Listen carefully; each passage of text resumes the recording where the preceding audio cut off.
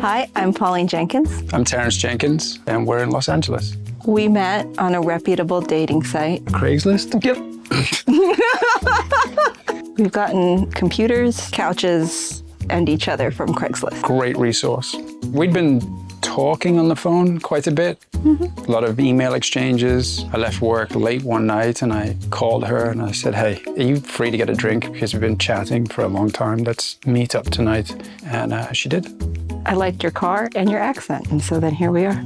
I'm originally from Liverpool, England, and I moved to America about 25 years ago now. I arrived with about $600 in my wallet with an intention of trying to figure out how to make it in America.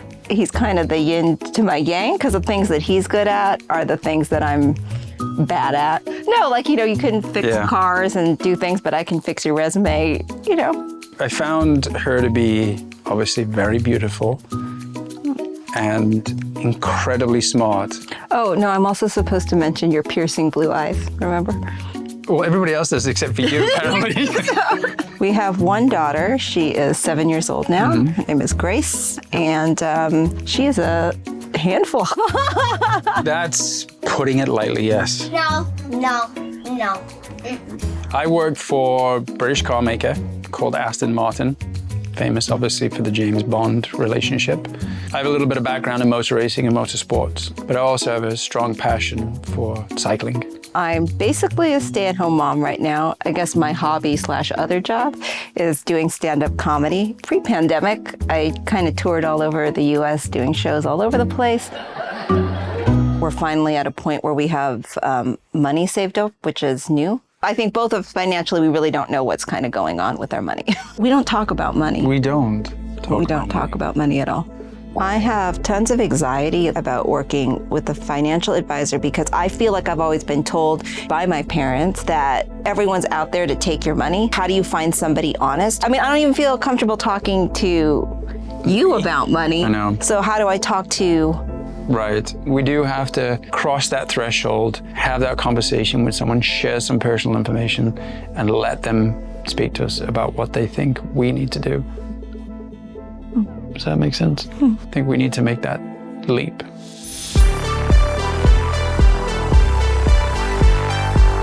Hi, my name is Brandon Delcid. And I'm Grant Mantrack. We are located in Los Angeles, California. I am an after-school theater teacher. And I am a real estate agent.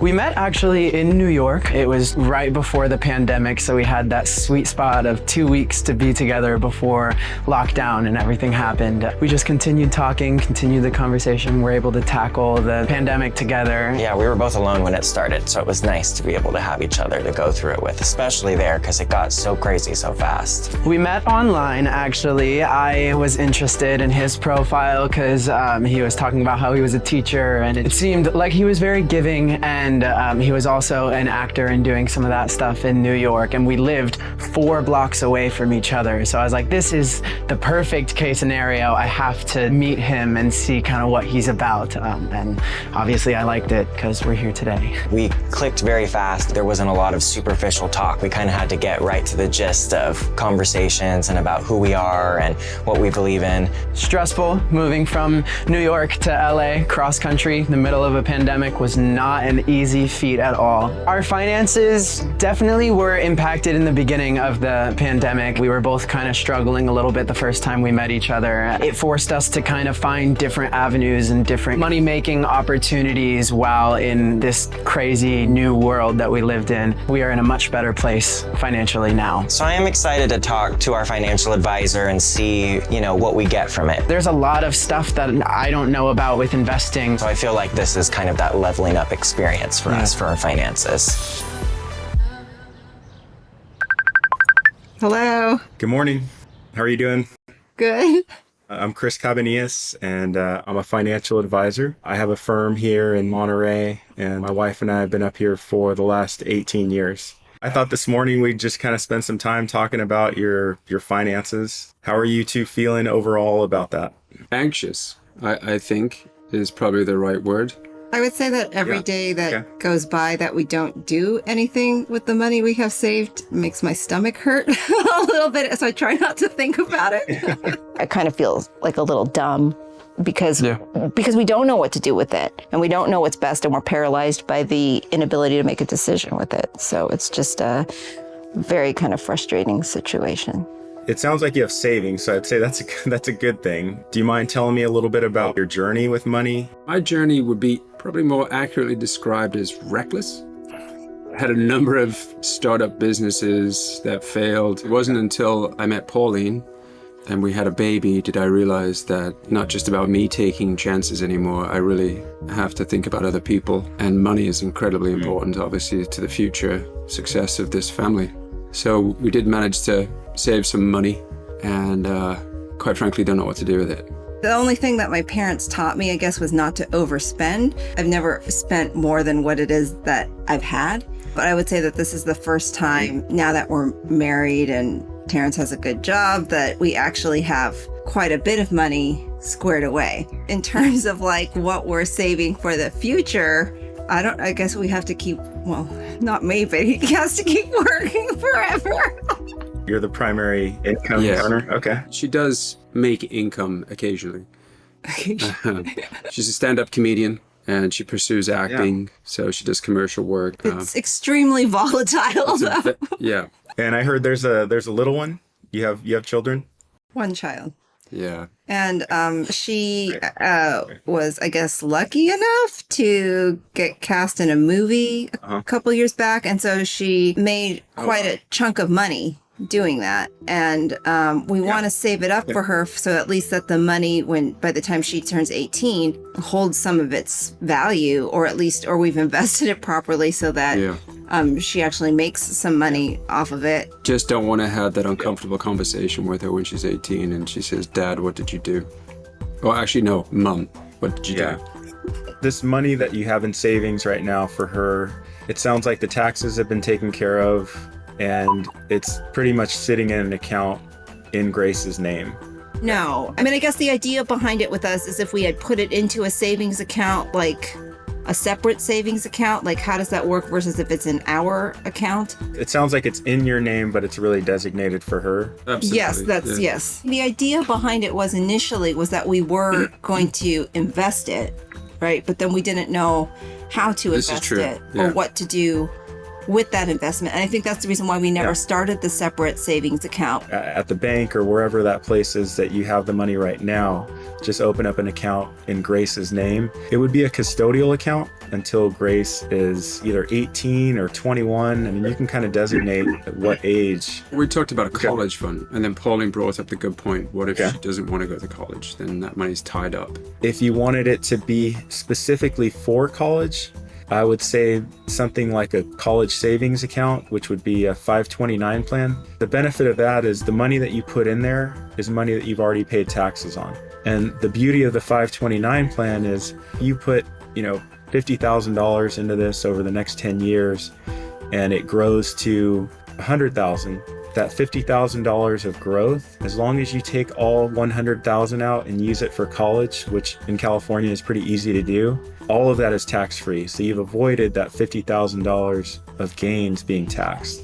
So that's a really good plan. That's the one I use for my kids. It's the one that I recommend for clients. If Grace decides, college is not my thing and she's got a great career, but then she has a family later on, you can actually change the beneficiary of that account to your grandkids. So that way you're not wasting anything. You're just changing who can use this account. Honestly, I'm kind of scared to meet with a financial advisor because I don't know what they're going to tell me. I don't know if I'm on the right track, the wrong track. I'm excited. I mean, I'm a little nervous, but I'm excited just to kind of get a game plan and the building blocks for a better financial future for us. Hey guys, I'm Adrianne Yamaki. I'm a financial advisor and CFP. I'm excited to work with you guys and hear more about you. Aw, we are too. I am nervous about what she's going to say about our Postmates bills. It's going to be a tough conversation, but we're willing to go there.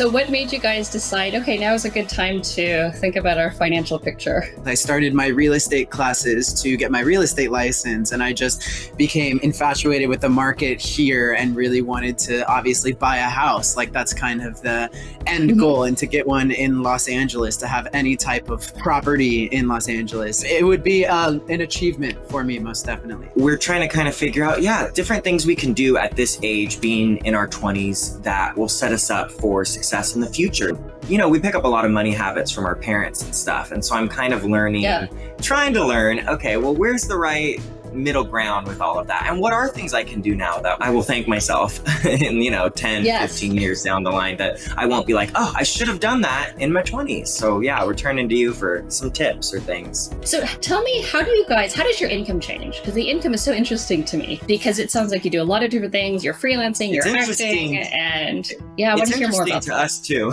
It's been hard. It's also hard as an actor because our income varies so much on the projects that we book, and the projects that we book fluctuate from month to month. So like we'll have a month where we will not get a single booking, and then we'll have other months where we'll get like 4 or 5 bookings in just that one month. So do you guys already have Roths? I do. So let's talk about savings vehicles. What do you have so far? So Brandon doesn't have a Roth yet. I have a Roth IRA account, yes. Great. And you've been contributing to it? Yeah, the yearly contributions to it at the beginning of the year. So you're working hard, you're earning, saving for home. What's the next goal that you're saving towards or financially you want to achieve? It's something Grant really already kind of has set up. I want an investment portfolio of different investments that are going to grow over time, that I have, that either I'm working with someone on or someone's helping me manage. You know, being in television and film, you get large amounts of money at once. I would like to know what to do with that when those amounts are coming in. That will help it grow and build over time. Piggybacking off of that, I feel the exact same way. I am lucky enough to have like an investment banker that I use to kind of handle and oversee all of my finances. So wasn't there one you invested in that you were like, I wish I wouldn't have invested in this? Or what was that one? Cryptocurrency.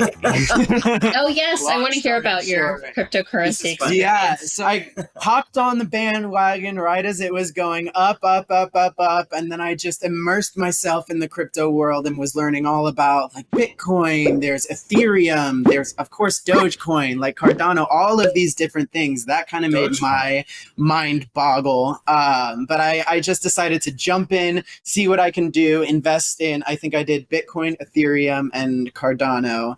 And I did that right as they were all going up. And as soon as they hit the peak, I was like, oh my God, it's going to go on forever. And then it completely tanked and went down, and I regretted that decision. I'm still holding strong in them, but I'm not seeing as much hope as I did when I first initially invested. Do you two mind sharing a little bit about how you communicate your finances right now? We never have a conversation about it, but we do have like a joint checking savings account, and whenever we feel like it, we'll look at it and we'll be like, oh, and then that's it. Do you have a mortgage? Yes, we do. Yes. Yeah. Car loan or anything like that? Just the mortgage, right? Okay. Yeah. All right. Okay, great. We converted that to a 15-year mortgage. Did you do that just recently when rates came down? Yeah. Okay, that's great. So originally I had a 30-year loan on it, and then we changed it to a 15-year loan. So you bought it with a 30 and then you refinanced into a 15-year? So I think that was the smartest financial decision we've ever done. Or the only. The only one. Yeah. Another part of financial planning may not even really seem like a financial piece, but I think it's pretty important. The goal is really peace of mind in this. If you can have peace over your finances, I think that's another step on that path to prosperity. Things like life insurance, estate planning. I don't know if you two have kind of gone down that road. It's crazy that we haven't done any type of like estate planning or like a will of any sorts, because I have a twin sister, and she actually is a military lawyer, and a huge portion of her job when she's in the reserve, like what she does is basically that type of thing, is putting together wills. And she keeps telling us like, oh, it's so important, and we have not done it, and we really do need to. Yeah. So I think that's definitely on the agenda. If you were working for, say, a public company, they'd have a 401k. or if you're working as a teacher, they have a 403B, but you guys are essentially freelancers. And it's still important for you to have retirement because it's a way you can deduct it from your income. Your taxes will be lower. Secondly, it gets tucked away into a tax deferred account. And then Grant, if you set something up with your banker and he allocates it very similarly, then the growth, it just compounds and compounds. And one thing you have on your side is time. The world is your oyster. You have energy and health and you don't have any dependents and you can just start socking away money. So the next piece of homework is I want you to each look at two things, a SEP IRA and a solo 401k. And they have much higher limits on what you can contribute. So look at each of them. You can each set up your own. And then the second is figure out how much per month you can put in and then assume you'll never see it again. Do you feel comfortable, Grant, introducing your banker to Brandon so they can just have an initial conversation? Yeah, most definitely. Great. Most definitely. I would love to do that. I wasn't sure if he would want to have someone from Nebraska that he isn't familiar with. I would love someone to help with that, especially just getting the ball rolling on investing. I love you guys have great habits. I love that you save regularly. It's perfect. It's such a good habit. Thank you. So I want to focus for you guys instead of on the savings and investment, because we just covered that part. I want you to focus a lot on your income. That's your biggest asset. Your biggest asset is you and your capability of increasing your income. Something that's interesting that we talk about a lot too is budgeting out money to reinvest in our careers. Yes. In ways. I mean, a lot of my friends who are successful actors on different television programs have all invested in themselves, in their careers, specifically their careers, in big ways. Yep. And so sometimes I'm a little scared to invest in a $700, new improv class somewhere when I know that there are ways that I can be better at budgeting this and can make the room for it, because I do think it's essential, to invest in yourself in big ways. I think it shows the industry you're taking it seriously. I think it shows yourself you're taking it seriously. I think it shows the universe you're taking it seriously by just showing up for yourself. Yeah. So it's so funny. It's almost like I'm looking for permission. Like, that's okay. Like, I'm almost looking for, for someone to be like, yes, right, do it. If you had $5,000 each, what's the best use of the $5,000? Putting toward each of your careers. Really, what is it? And I give you permission to spend the money on yourselves. I love that. Two big things just right off the bat that I can think of that I would invest in would be good quality headshots so that you can see, casting directors can see exactly what I look like authentically. You can never have enough. It can be a great, and sometimes they are super expensive. Like you can run up to probably $1,000 for a headshot session. Another big thing would be maybe investing in the auditions that I get, because in COVID America, a lot of the auditions that we have been getting have been self-tapes that you have to film yourself and then submit it to them. And they have these places in LA where you can go and get it professionally recorded. So then just having that kind of professional edge can get the casting director to see you in a different light. Where to begin? I would first get a professional reel done, which is like a 45-second to minute long demo sort of yourself in different little scenes and stuff. And it's something I've been wanting to do, Adrianne, and I've just been putting it off. And it's just like, I have the money, I need to do it. I'm getting people requesting something like that, and I don't have the tools together. And so it's kind of like, whoa, am I holding myself back by not just letting myself get done what I kind of need to get done and putting it off for another day when what, Okay, so your homework is you'll look into a separate 401k.